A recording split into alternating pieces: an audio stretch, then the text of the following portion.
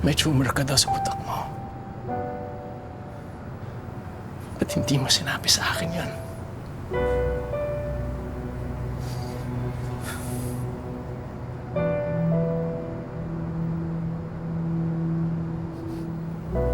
Iaalay ko dapat yung huling araw ko sa'yo.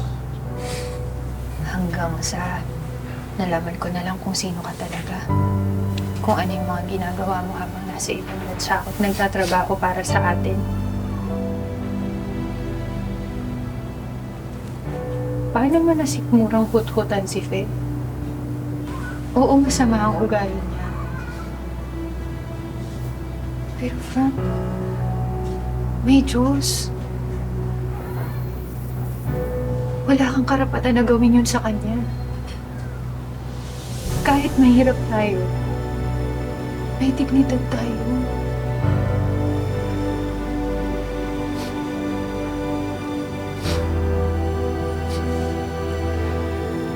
I'm sorry, Aida. I'm sorry. Paano si Lorna at saka yung anak mo? Itong gulo na dinala mo sa buhay nila? Ang bata pa ng anak mo.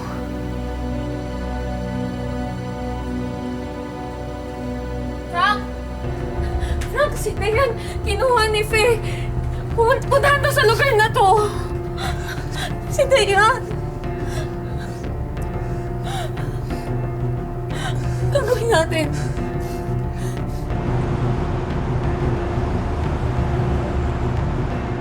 Ibalik niyo sa akin si Frank!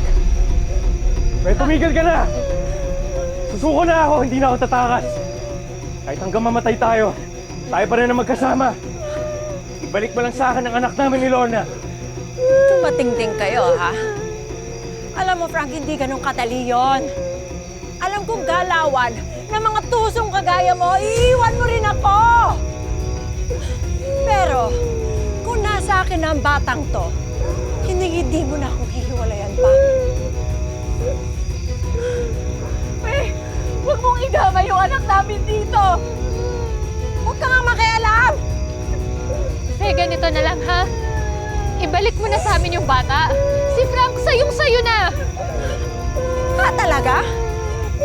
Nagkampi pa talaga kayong dalawang kabet? Ha? 1 versus 2? Siguro mas masaya kung babawasan natin ang isa. Eeny, meeny, miny,